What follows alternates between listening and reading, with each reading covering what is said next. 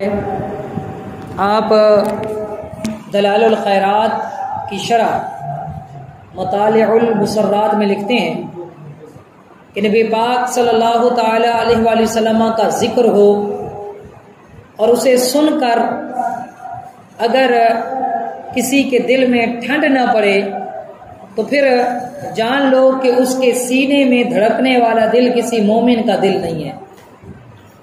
یقیناً سرکار صلی اللہ علیہ وسلم کا ذکر خیر کرنا، آپ کی آمد کی خوشی میں محافل میلاد کا انعقاد کرنا، یہ ایمان والوں کی دلوں کی راحت کا سبب ہے۔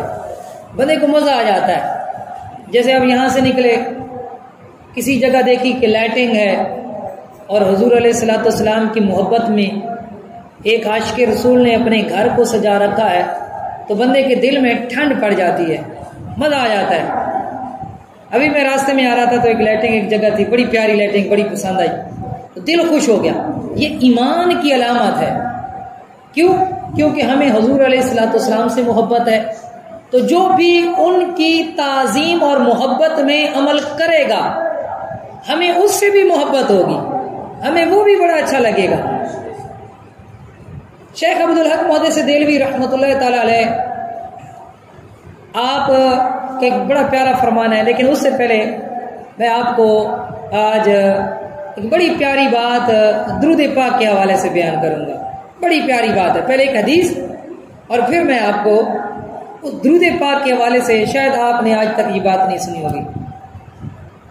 حدیث پاک حضور علیہ الصلوۃ والسلام نے ارشاد فرمایا کہ من صلی علیہ صلاۃً واحدہ صلی اللہ علیہ عشرہ، کہ جس نے مجھ پر ایک مرتبہ درود پاک پڑھا تو اللہ اس پر 10 رحمتیں نازل فرماتا ہے۔ دیکھیں اللہ کی کتنی بڑی رحمت ہے کہ اللہ کی رحمت کا کروڑواں حصہ بھی مل جائے تو ہم گناہ گاروں کے لیے کافی ہے، لیکن اللہ کو اپنے محبوب کا ذکر بڑا پسند ہے۔ فرمایا ایک دفعہ درود پڑھتے ہو اللہ 10 رحمتیں بھیجتا ہے۔ ومن صلی علیہ عشرہ صلی اللہ علیہ مئہ، اور جو مجھ پر 10 دفعہ درود پڑھتا ہے تو اللہ 100 بار رحمتیں نازل فرماتا ہے، 100 رحمتیں۔ اور فرمایا من صلی علیہ مئہ، اور جو مجھ پر 100 بار درود پڑھتا ہے تو پھر کیا ہوتا ہے؟ فرمایا کتب اللہ بین عینیہ برات من النار و برات من النفاق، تو اللہ تعالیٰ اس کی دونوں آنکھوں کے درمیان لکھ دیتا ہے۔ کس کی دونوں آنکھوں کے درمیان؟ جس نے صرف 100 مرتبہ درود پاک پڑھا ہے، صرف 100 مرتبہ۔ ایک تسبیح درود پاک کی پڑھ لیں۔ حدیث مبارکہ سنا رہا ہوں آپ کو، حضور علیہ الصلوۃ والسلام فرماتے ہیں کتب اللہ بین عینیہ برات من النار و برات من النفاق، اللہ تعالیٰ اس بندہ مومن کی دونوں آنکھوں کے درمیان لکھ دیتا ہے کہ یہ بندہ جہنم کی آگ سے بھی محفوظ ہے اور منافقت سے بھی محفوظ ہے، نہ یہ جہنم میں جائے گا اور نہ یہ منافق کبھی بنے گا۔ اب جب ہم درود پڑھتے ہیں نا، پڑھتے ایک مرتبہ ہے، آقا کریم صلی اللہ علیہ وسلم کی بارگاہ میں 10 مرتبہ پیش ہوتا ہے۔ سمجھ آئیے؟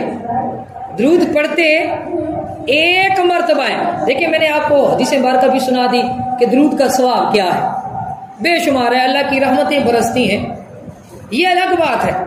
لیکن یہ اس سے ہٹ کر بات ہے، سیدی اعلیٰ حضرت امام اہل سنت الشاہ امام احمد رضا خان رحمۃ اللہ تعالی علیہ، جو کہ امام اہل سنت ہے، آپ نے فتاوی رضویہ شریف میں بڑی پیاری بات کی۔ آپ فرماتے ہیں درود پڑھتے ایک مرتبہ ہے، نبی پاک صلی اللہ علیہ وسلم کی بارگاہ میں پیش 10 مرتبہ ہوتا ہے۔ کتنی مرتبہ؟ فرماتے ہیں 4 مرتبہ تو ابھی ہم نے درود پڑھا ہی نہیں ہوتا، وہ پیش ہو جاتا ہے۔ ابھی درود پڑھا نہیں ہے، 4 مرتبہ تو پہلے پیش ہو گیا، پڑھنے سے پہلے، اور پڑھنے کے بعد 6 مرتبہ درود پیش ہوتا ہے، تو کل کتنی مرتبہ ہو گیا؟ 10 مرتبہ درود حضور علیہ الصلوۃ والسلام کی بارگاہ میں پہنچتا ہے۔ اچھا ابھی پڑھنے سے پہلے کب پہنچے وہ میں بعد میں بتاتا ہوں۔ جب ہم درود پڑھتے ہیں نا تو حدیث مبارکہ ہے اللہ تعالیٰ نے ایک فرشتہ نبی پاک صلی اللہ علیہ وسلم کی قبر انور پر مقرر کر دیا، اس کی ڈیوٹی لگا دی۔ ڈیوٹی کیا ہے کہ دنیا جہاں میں جہاں کہیں بھی میرے محبوب کے دیوانے، ان کی امتی درود پاک پڑھیں، ان کا درود سن کر وما پڑھنے والے کا نام اور اس کے والد کے نام کے محبوب کی بارگاہ میں تم نے درود پیش کرنا ہے۔ کہنا یا رسول اللہ اس وقت جو فلاں ہے نا اور فلاں کا بیٹا ہے وہ آپ پر درود پڑھ رہا ہے۔ اب یہاں پر غور بھی کرتے جائیں، جب ایک سرکار کی بارگاہ میں آپ کے دربار پر ڈیوٹی دینے والے آپ کے خادم فرشتے کی قوت کا یہ عالم ہے وہ دربار پر، ہم یہاں سے درود پڑھتے ہیں، وہ ہمارا درود سن لیتا ہے۔ اچھا خالی درود نہیں سنتا، وہ درود پڑھنے والے کا نام بھی جان لیتا ہے، اسے پتہ چل جاتا ہے کہ درود پڑھا کس نے ہے۔ اچھا صرف درود پڑھنے والے کا نام نہیں جانتا، اس کے باپ کے نام کا بھی اسے پتہ چل جاتا ہے۔ جب ایک فرشتہ اتنے دور سے، عام فرشتہ، میرے محبوب کا خادم، میرے محبوب کا نوکر، وہ اگر دربار پر موجود ہے اور وہ یہاں سے پڑھا ہوا درود ہمارا سن سکتا ہے تو کیا خود امام الانبیاء نہیں سن سکتے؟ کیا حضور علیہ الصلوۃ والسلام ہماری التجاؤں کو، ہماری فریادوں کو کیا وہ یہاں سے نہیں سن سکتے؟ اب یہ سوچنے کی بات ہے۔ اچھا جب فرشتہ درود پڑھنے والوں کا نام جان سکتا ہے، ان کے والد کا نام جان سکتا ہے، تو کیا امام الانبیاء نہیں جان سکتے؟ یقیناً جان سکتے، وہ تو قرآن حدیث سے ثابت ہے، لیکن اسی حدیث سے سمجھنے کی بات ہے۔ اور پھر کیا پوری دنیا میں ایک وقت میں صرف ایک بندہ درود پڑھتا ہے؟ ایسا تو نہیں ہے نا، ایک وقت میں لاکھوں لوگ درود پاک پڑھ رہے ہیں، کروڑوں لوگ درود پاک پڑھ رہے ہیں ایک ہی وقت میں۔ اللہ تعالیٰ نے اسے اتنی طاقت دی ہے کہ ایک ہی وقت میں سب کا درود بھی سن لیتا ہے، سب کا درود سن کے حضور کی بارگاہ میں پیش بھی کر دیتا ہے۔ جب ایک عام فرشتے کی یہ طاقت کا عالم ہے تو پھر امام الانبیاء کی شان کیا ہوگی؟ یہ شان ہے خدمت گاروں کی، سردار کا عالم کیا ہوگا؟ تو فرمایا ایک مرتبہ جب ہم درود پڑھتے ہیں، وہ فرشتہ جو حضور علیہ الصلوۃ والسلام کے دربار پر مقرر ہے وہ ہمارا درود سن کر حضور کی بارگاہ میں پیش کر دیتا ہے۔ دوسری مرتبہ کب پیش ہوتا ہے؟ پڑھا ہم نے ایک دفعہ ہے۔ فرمایا ہر بندے کے ساتھ اللہ تعالیٰ نے ایک فرشتہ مقرر کیا ہوا ہے۔ اچھا اس کی ڈیوٹی کیا ہے؟ ہم سب کے ساتھ ایک فرشتہ مقرر ہے، اگر ہم درود پڑھتے ہیں وہ ہمارا درود لے کر حضور کی بارگاہ میں پہنچ جاتا ہے اور کہتا ہے یا رسول اللہ فلاں جو آپ کا غلام ہے اس نے آپ پر درود پڑھا ہے۔ کتنے دفعہ ہو گیا؟ 2 دفعہ۔ ایک دفعہ درود پڑھا، دربار والے فرشتے نے سنا، حضور کی بارگاہ میں پیش کر دیا۔ جو اللہ تعالیٰ نے ہر بندے کے ساتھ فرشتہ مقرر کیا اس نے بھی درود سنا اور حضور کی بارگاہ میں جا کر پہنچا دیا۔ کتنے دفعہ ہو گیا؟ گنتے جائیں۔ 2 دفعہ ہو گیا۔ تیسری مرتبہ فرمایا اللہ تعالیٰ کے کچھ فرشتے ایسے ہیں جو زمین کی سیر و سیاحت کرتے ہیں اور جہاں بھی محبوب کریم صلی اللہ علیہ وسلم پر کوئی درود پڑھ رہا ہو نا وہ وہاں پر اتر آتے ہیں، درود سن کر حضور کی بارگاہ میں جا کر پیش کر دیتے ہیں۔ کتنے دفعہ درود ہو گیا؟ پڑھا ایک دفعہ ہے، دربار والے فرشتے نے بھی، جو 7 فرشتہ ہے اس نے بھی پیش کر دیا، جو سیر و سیاحت کے لیے فرشتے آتے ہیں انہوں نے بھی پیش کر دیا۔ چوتھا، اللہ تعالیٰ نے، یہ ساری باتیں احادیث سے ثابت ہیں، اللہ تعالیٰ نے ہر بندے کے ساتھ اس کے ہر عضو پر، ہر جسم کے حصے پر الگ الگ فرشتہ مقرر کیا ہوا ہے۔ اسی طرح انسان کی زبان پر بھی ایک الگ فرشتہ مقرر ہے۔ جب بھی کوئی درود پڑھتا ہے نا وہ زبان والا فرشتہ بھی درود سن کر حضور کی بارگاہ میں پیش کرتا ہے، وہ الگ سے پیش کرتا ہے۔ کتنے مرتبہ ہو گیا؟ 4 دفعہ ہو گیا۔ 5ویں مرتبہ فرمایا جب جمعے والا دن آتا ہے نا، آپ نے پورے ہفتہ جو درود پڑھا، جو نیکیاں کی، جو بھی نیکیاں کی، جو بھی اعمال کیے، ایک فرشتے کی یہ ڈیوٹی ہے کہ وہ جمعے والے دن آپ کے پورے ہفتے بھر کے اعمال حضور علیہ الصلوۃ والسلام کی بارگاہ میں پہنچا دے، اس کی یہ ڈیوٹی ہے۔ تو جمعے والے دن پھر وہ دوبارہ درود آپ کا پہنچ جاتا ہے۔ کتنے دفعہ پہنچ گیا؟ 5 دفعہ پہنچ گیا۔ فرمایا جب قیامت کا دن آئے گا تو جتنے بھی امتی ہوں گے ان سب کے سارے اعمال حضور علیہ الصلوۃ والسلام کی بارگاہ میں پیش کیے جائیں گے. تو ان اعمال میں درود ہوگا یا نہیں ہوگا؟ درود ہوگا. تو فرمایا یہ 6 مرتبہ پیش ہو گیا. تو یہ درود ہم پڑھتے ہیں تو پڑھنے کے بعد وہی درود 6 مرتبہ حضور علیہ الصلوۃ والسلام کی بارگاہ میں پیش ہوتا ہے. اور فرمایا 4 مرتبہ تو پڑھنے سے پہلے پیش ہو گیا. ابھی درود پڑھا نہیں، ابھی پڑھا ہی نہیں ہے، حضور کی بارگاہ میں پہلے سے پیش ہو گیا. وہ کیسے؟ فرمایا کہ جب معراج کی رات حضور علیہ الصلوۃ والسلام اللہ پاک کا دیدار کرنے کے لیے گئے نا، تو اللہ تبارک و تعالیٰ نے اپنا دست قدرت جیسا رب کے شان کے لائق ہے. یاد رکھیں کہ اللہ تعالیٰ ہمارے جیسے اعضاء سے پاک ہے. ہماری آنکھیں اللہ تعالیٰ ان آنکھوں سے پاک ہے. جیسے ہمارا ناک ہے، کان ہے، ہم کانوں سے سنتے ہیں، آنکھوں سے دیکھتے ہیں. اللہ تعالیٰ ان چیزوں سے پاک ہے. وہ دیکھتا ہے آنکھوں کے بغیر، وہ سنتا ہے کانوں کے بغیر. تو جیسے ہاتھ ہمارے ہیں ویسے اللہ کے نہیں ہیں. اگر کوئی مانے تو کافر ہو جائے. اللہ تعالیٰ ان چیزوں سے پاک ہے. تو حضور علیہ الصلوۃ والسلام فرماتے ہیں جب میں معراج کی رات گیا تو اللہ تعالیٰ نے دست قدرت میرے کندھوں کے درمیان رکھا. فرمایا اس کی ٹھنڈک میں نے اپنے سینے میں محسوس کی. اور فرمایا اس کے بعد میں نے ہر چیز کو جان لیا. کس کو جان لیا؟ ہر چیز کو جان لیا. یعنی قیامت تک جس چیز نے بھی ہونا ہے حضور علیہ الصلوۃ والسلام نے سب چیزوں کو اللہ کی عطا سے جان لیا. رب نے ہر چیز کا علم دے دیا. تو ان ہر چیز کے اندر ہمارا درود شامل ہے یا نہیں ہے؟ اعلیٰ حضرت لکھتے ہیں کہ ہمارا درود بھی شامل ہے.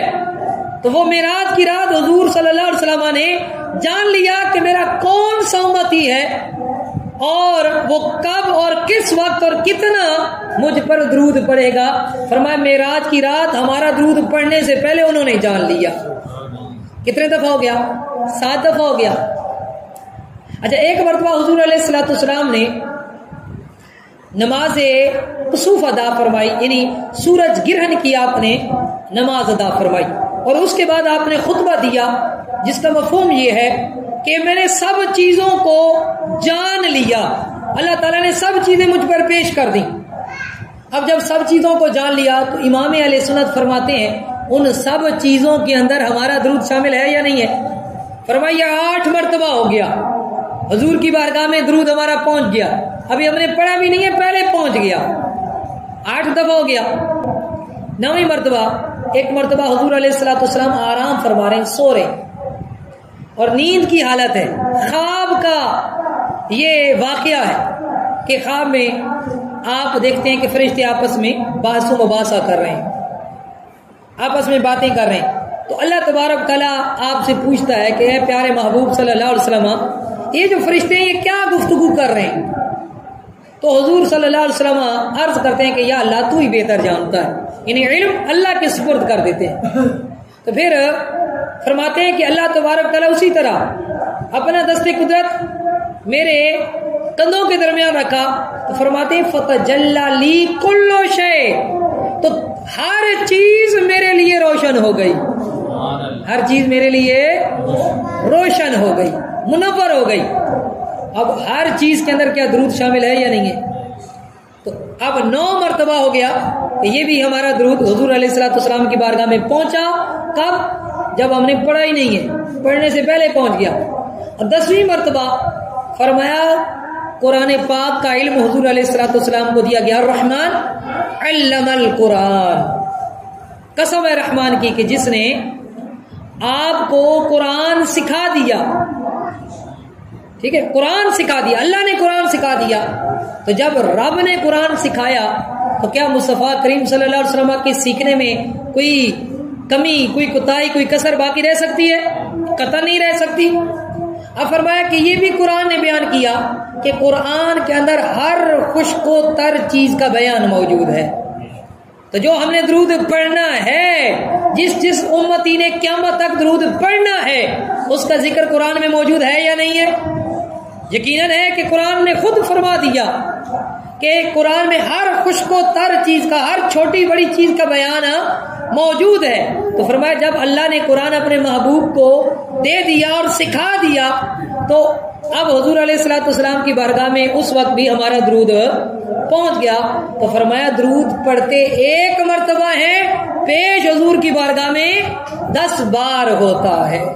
محبت کے ساتھ ایک مرتبہ درود پاک پڑھ لیں. اللہم صلی علی سیدنا مولانا محمد وعلی آل سیدنا مولانا محمد وبارک وسلم صلی علیہ. شیخ عبدالحق محدث دہلوی رحمۃ اللہ تعالی علیہ کا فرمان آپ کو سنانے لگا تھا. کیا فرماتے ہیں کہ جب میں اپنے نامہ اعمال پر نگاہ ڈالتا ہوں، شیخ عبدالحق محدث دہلوی رحمۃ اللہ تعالی علیہ یہ کوئی عام ہستی نہیں ہے، یہ وہ ہستی ہے کہ مدینے سے انہیں حضور علیہ الصلوۃ والسلام نے اپنی حدیث کی خدمت کے لیے پاک و ہند کی طرف بھیج دیا. پھر انہوں نے عرض کی یا رسول اللہ میں تو پھر آپ کے بغیر رہ نہیں سکتا. تو پھر حضور علیہ الصلوۃ والسلام نے انہیں یہ شرف بخشا کہ جب بھی یہ آنکھیں بند کرتے نا حضور علیہ الصلوۃ والسلام کو اپنی آنکھوں کے سامنے پاتے. آنکھیں بند کرتے سرکار صلی اللہ علیہ وسلم کا دیدار اسی وقت ہو جاتا. ایسے جو بزرگ ہوتے ہیں نا انہیں کہا جاتا ہے صاحب حضوری. کیا کہا جاتا ہے؟ صاحب حضوری. تو شیخ عبدالحق محدث دہلوی رحمۃ اللہ تعالی علیہ آپ صاحب حضوری بزرگ ہیں، یعنی اتنے پہنچے ہوئے بزرگ. آپ فرماتے ہیں میں نے ایک دفعہ اپنے اخبار الاخیار ان کی کتاب ہے اس کے اندر یہ لکھتے ہیں، آپ فرماتے ہیں کہ میں نے ایک دفعہ اپنے نامہ اعمال پر نگاہ ڈالی تو پھر میں نے اللہ تعالیٰ کی بارگاہ میں عرض کی کہ یا اللہ جب میں نے اپنے نامہ اعمال میں نگاہ دوڑائی تو مجھے کوئی ایسا عمل نظر نہیں آیا کہ قیامت والے دن میں اسے تیری بارگاہ میں پیش کر کے تجھ سے اپنی بخشش اور مغفرت کا سوال کر سکوں. لیکن یا اللہ ایک عمل ایسا ہے، ایک عمل ایسا ہے کہ جس عمل پر مجھے بھی ناز ہے اور قیامت والے دن وہ عمل تیری بارگاہ میں پیش کر کے مولا تجھ سے اپنی بخشش کا سوال کروں گا. وہ عمل کون سا ہے؟ فرماتے ہیں کہ یا اللہ جب ماہ میلاد آتا ہے، جب ربیع النور آتا ہے، جب ربیع الاول کا مہینہ آتا ہے، میں تیرے محبوب کا میلاد منایا کرتا ہوں. یا اللہ یہ عمل وہ ہے جس پر مجھے بھی ناز ہے، تیری بارگاہ میں یہ میلاد والا عمل قیامت والے دن میں پیش کر کے تجھ سے اپنی بخشش اور مغفرت کا سوال کروں گا. یہ میلاد منانا کوئی معمولی عمل نہیں ہے.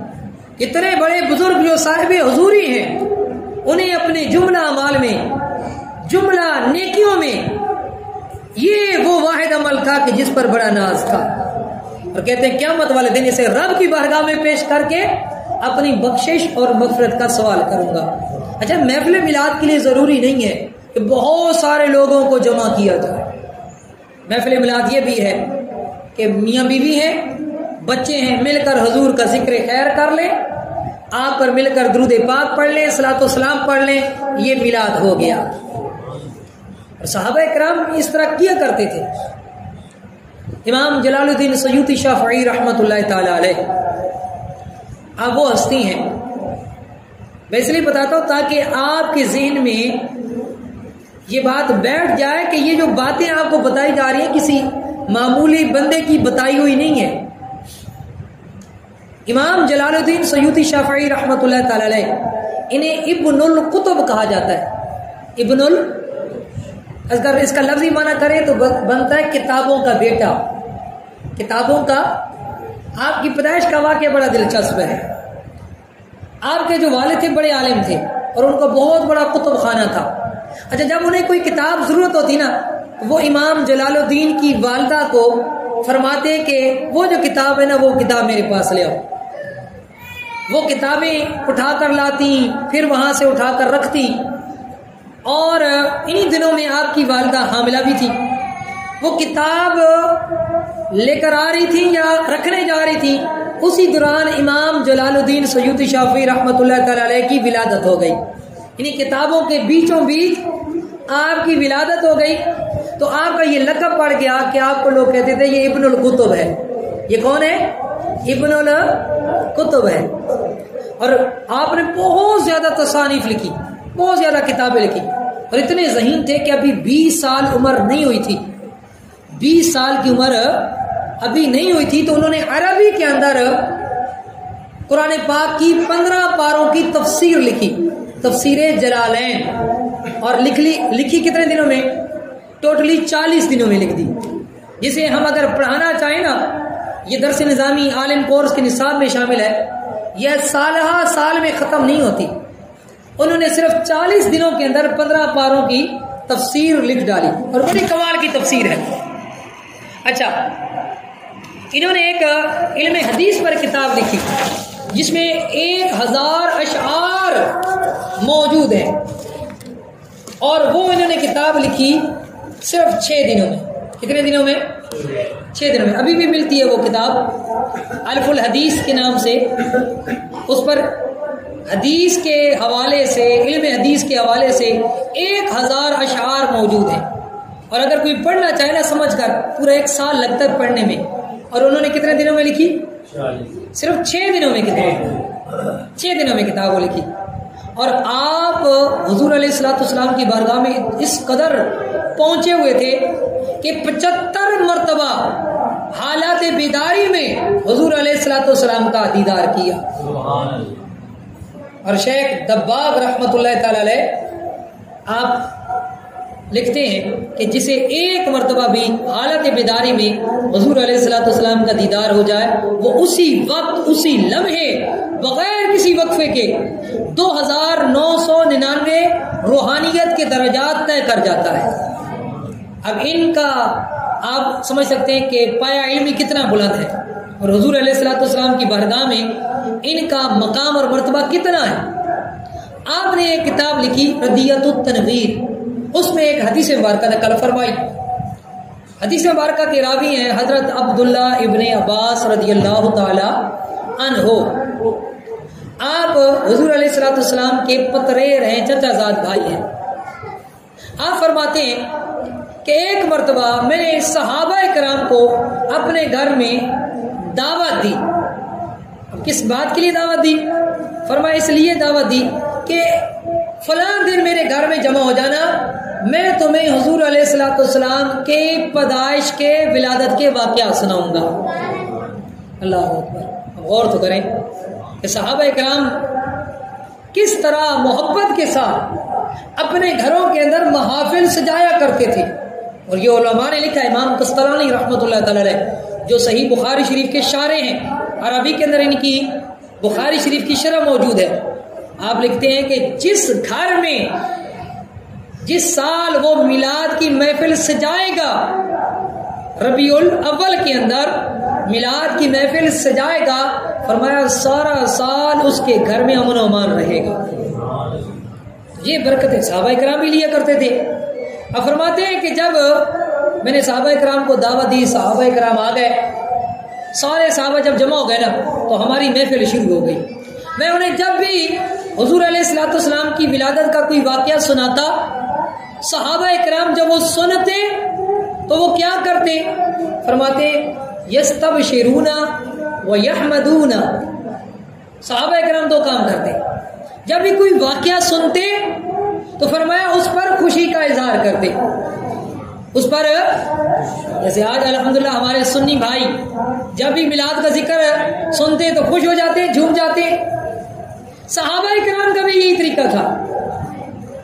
اور ادھر قرآن کا بھی یہ فیصلہ ہے کہ فَإِنْ آمَنُوا بِمِثْلِ مَا آمَنْتُمْ بِهِ فَقَدِ اهْتَدَوْا، کہ جس کا ایمان حضور کے صحابہ کے ایمان کی طرح ہو گیا، جس کا عقیدہ حضور کے صحابہ کے عقیدے کی طرح ہو گیا، جس کا عمل صحابہ کے عمل جیسا ہو گیا، فَقَدِ اهْتَدَوْا، تو وہ ہدایت یافتہ ہو جائے گا.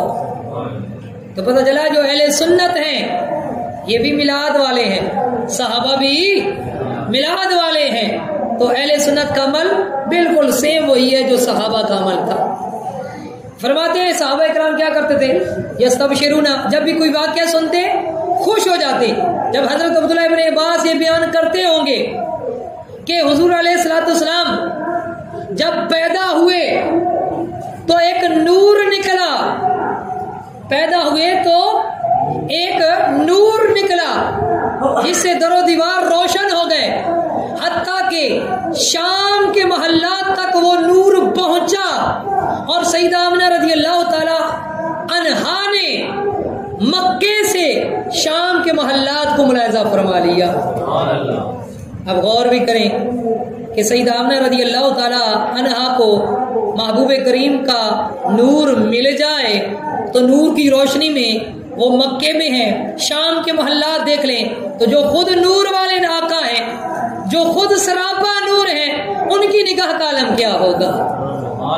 تو جب حضرت عبداللہ ابن عباس نے یہ واقعہ بیان کیا ہوگا تو صحابہ کرام تو جمعے ہوں گے نا، کہ جب حضور علیہ الصلوۃ والسلام اپنے پنگوڑے میں ہوتے اور آپ کی انگلی کا اشارہ جس جانب ہوتا چاند اس جانب جھک جاتا۔ اعلیٰ حضرت رحمت اللہ تعالی علیہ نے کیا خوب کہا، چاند جھک جاتا جدھر انگلی اٹھاتے مہد میں، چاند جھک جاتا جدھر انگلی اٹھاتے مہد میں، کیا ہی چلتا تھا اشاروں پل کھلونا نور کا۔ یہ چاند تو میرے محبوب کریم صلی اللہ علیہ وآلہ وسلم کا کھلونا ہے کہ بچپن میں حضور علیہ الصلوۃ والسلام چاند کے ساتھ کھیلا کرتے تھے۔ حضرت عباس رضی اللہ تعالی عنہ جو حضور علیہ الصلوۃ والسلام کے چچا ہیں، آپ حضور علیہ الصلوۃ والسلام کی بارگاہ میں بیٹھے تھے تو حضور علیہ الصلوۃ والسلام نے فرمایا، چچا تو نے میرے اوپر کلمہ پڑھ کر اسلام قبول کیا ہے، میرے اوپر ایمان لایا ہے، تو اس کی وجہ کیا ہے؟ تو حضرت عباس رضی اللہ تعالیٰ عنہ جو آپ کے چچا ہیں وہ کہنے لگے کہ یا رسول اللہ صلی اللہ علیہ وسلم، جب میں نے آپ کو بچپن میں دیکھا تھا نا تو اسی وقت میرے دل نے گواہی دی تھی کہ آپ بالکل برحق ہوں گے، آپ کوئی عام نہیں ہے، تو میں نے تب سے یہ تہیہ کر لیا تھا کہ اگر آپ اعلان نبوت کریں گے تو میں آپ پر ایمان لے آؤں گا۔ فرمایا چچا تو نے دیکھا کیا تھا؟ عرض کہ یا رسول اللہ صلی اللہ علیہ وسلم، میں نے دیکھا تھا آپ پنگوڑے میں تھے، آپ کی انگلی کا اشارہ جدھر ہوتا نا چاند ادھر جھک جاتا، اگر آپ کی انگلی دائیں طرف جھکتی چاند دائیں طرف ہو جاتا، انگلی بائیں طرف ہوتی چاند بائیں جانب جھک جاتا۔ تو جب اس طرح کے واقعات صحابہ کرام سنیں گے تو کیوں نہ خوش ہوں گے؟ حضرت عبداللہ ابن عباس فرماتے ہیں کہ میں نے ولادت کے بچپن کے واقعات سناتا جاتا، وہ خوش ہوتے، وہ یحمدون، اور اس پر اللہ کا شکر ادا کرتے، اللہ کی حمد بجا لاتے۔ فرمایا یہ سلسلہ جاری تھا کہ جن کا میلاد ہم پڑھ رہے تھے وہ میلاد والے آقا میرے گھر میں تشریف لے آئے۔ جب حضور علیہ الصلوۃ والسلام آئے تو آپ نے جب ملاحظہ کیا کہ میرے غلام میرا میلاد پڑھ رہے ہیں، سن رہے ہیں اور اس پر خوش ہو رہے ہیں، اللہ کا شکر ادا کر رہے ہیں، تو فرمایا اے صحابہ حلت لکم شفاعتی، اے صحابہ تمہارے اس عمل کی وجہ سے تمہارے لیے میری شفاعت واجب ہو گئی ہے۔ یہ میلاد منانا یہ وہ اعلیٰ عمل ہے کہ جس سے حضور خوش ہوتے ہیں۔ ایک عاشق رسول خواب میں حضور علیہ الصلوۃ والسلام کا دیدار ہوا۔ علامہ ابن جوزی نے سے نقل فرمایا، جب انہوں نے حضور علیہ الصلوۃ والسلام کو دیکھا تو پوچھا یا رسول اللہ صلی اللہ علیہ وسلم، ہر سال مسلمان آپ کی آمد کی خوشیاں مناتے ہیں، کیا مسلمانوں کا خوشیاں منانا آپ کو بھی پسند آتا ہے؟ کیا آپ اس سے خوش ہوتے ہیں؟ تو میرے آقا صلی اللہ علیہ وسلم کے لبائے مبارکہ پر جنبش طاری ہوئی اور پھول جھڑے اور الفاظ کچھ یوں ترتیب پائے، فرمایا من فرحا بنا فرحنا بہی، فرمایا اے بندہ مومن جو ہم سے خوش ہوتا ہے ہم بھی اس سے خوش ہوتے ہیں۔ جو میرے محبوب سے خوش ہوگا نا تو محبوب کریم صلی اللہ علیہ وسلم بھی اس سے خوش ہوتے ہیں۔ تو اگر ہم میلاد منائیں گے، سرکار کی آمد کی خوشیاں منائیں گے، آپ کی آمد کی خوشی میں اپنے گھروں کو سجائیں گے، پرچم لہرائیں گے، ہم حضور علیہ الصلوۃ والسلام کی آمد کی خوشی میں لنگر میلاد تقسیم کریں گے تو سرکار صلی اللہ علیہ وسلم یقیناً خوش ہوں گے، اور جب وہ خوش ہو گئے، وہ راضی ہو گئے، تو پھر دونوں جہانوں میں بیڑا پار ہے۔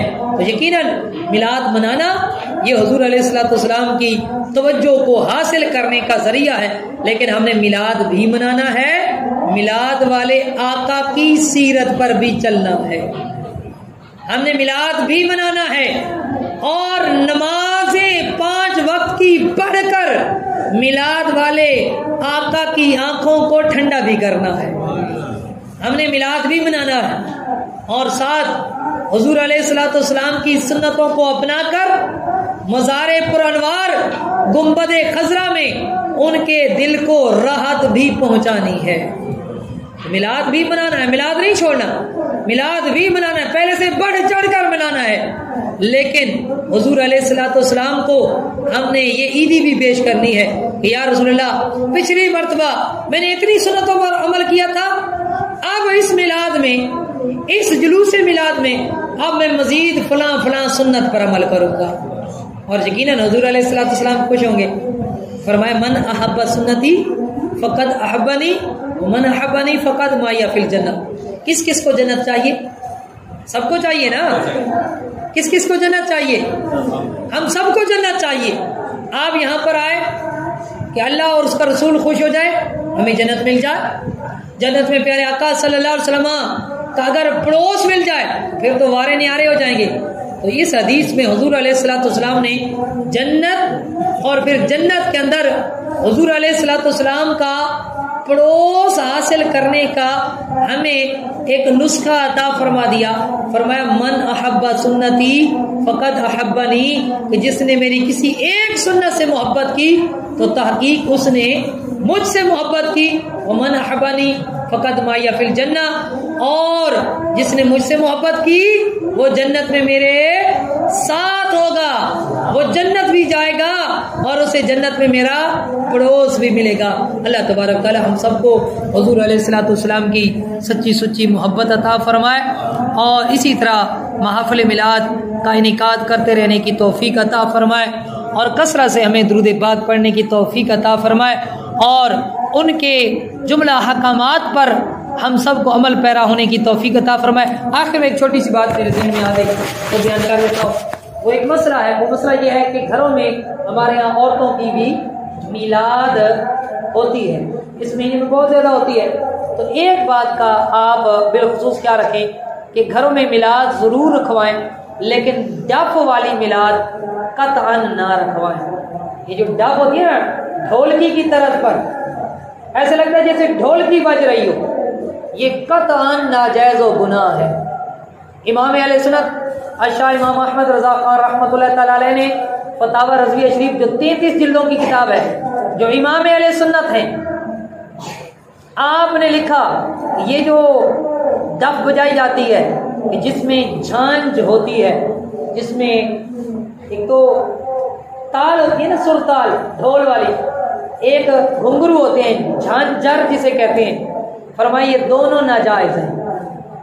وہ جو پہلے بعض لوگ کہتے ہیں اچھا یہ جو عورتیں بجاتی ہیں نا، آ کر کہتے ہیں وہ جی مدینے کے اندر بھی ڈف بجائی گئی تھی حضور کے سامنے، یہ لوگوں کو آگے سامنے بیٹھنے والی عورتیں ہوتی ہیں انہیں پتہ نہیں ہوتا۔ وہ جو ڈف تھی علماء نے لکھا وہ کس طرح تھی، وہ اس طرح تھی، اس طرح بجائی گئی تھی، اس میں نہ تو گھنگرو تھے، نہ جھانجھر تھی، اور نہ ہی ڈھولکی کی طرح پر وہ بجائی گئی تھی، اور پھر بجانے والی نابالغ بچیاں تھیں۔ کون تھیں؟ نابالغ بچیاں تھیں۔ اب یہاں پر تو بڑی بڑی عورتیں آ کر بجاتی ہیں ڈھولکی کی طرح پر، پھر وہ نعتیں بھی ایسی پڑیں گی کہ جو گانے کی طرزوں پر ہوں گی، دور سے سنے تو ایسے لگتا ہے جیسے گانا ہو رہا ہو، قریب آ کر اگر غور کریں پھر پتہ چلتا ہے بھائی نعت ہو رہی ہے۔ تو یہ کوئی فائدہ نہیں ہے ڈف بجانا۔ اعلیٰ حضرت کے صاحبزادے نے فتاوی مصطفیہ میں لکھا یہ جو ڈف ہے نا، فرمایا ڈف نعت کے ساتھ یہ بجانا اسی طرح ڈھولکی والی، فرمایا یہ نعت کی بے ادبی ہے اور توہین ہے، اس پر کوئی ثواب نہیں ہوتا، بجائے ثواب حاصل کرنے کے الٹا گناہ گار ہوتے ہیں۔ گھروں کے اندر محفلیں ہوں، کسی عالمہ فاضلہ کو بلائیں کہ آئے اور کچھ عورتوں کو سکھا کر کر جائے، کچھ دے کر جائے، تاکہ ان کے اندر کوئی تبدیلی آئے، کوئی عمل آئے۔ اللہ تبارک و تعالیٰ کی بارگاہ میں دعا اللہ پاک ہم سب کو عمل کی توفیق عطا فرمائے۔ صلاۃ والسلام پہ پڑھیں۔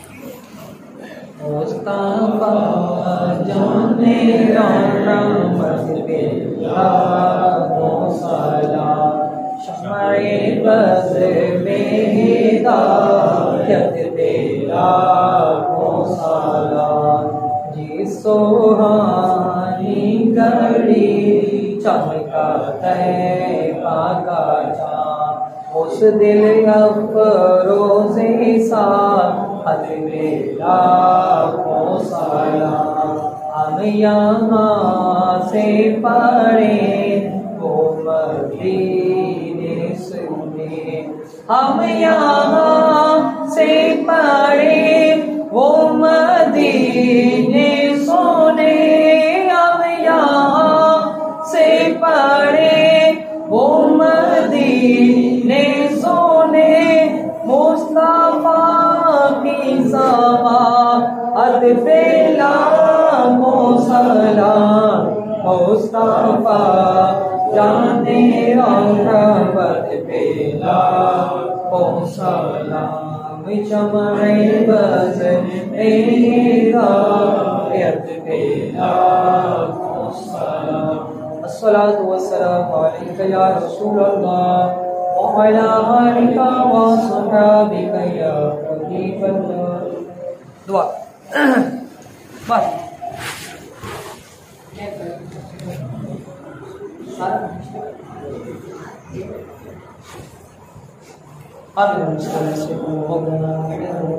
سيدنا ومولانا محمد وعلى وسلم، اللهم ربنا آتنا في الدنيا حسنة وفي الآخرة حسنة وقنا عذاب النار۔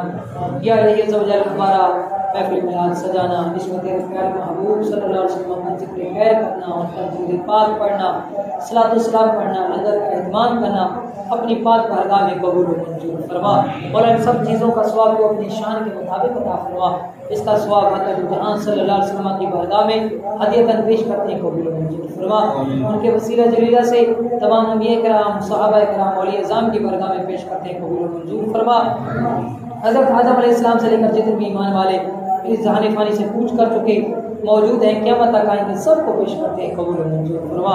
اور جتنے بھی یہاں پر حاضرین ہیں، جو سامعین ہیں، ہمارے جتنے بھی قریبی بعیدی رشتہ دار اس جہان فانی سے پوچھ کر چکے، سب کو پیش کرتے ہیں قبول و منظور فرما۔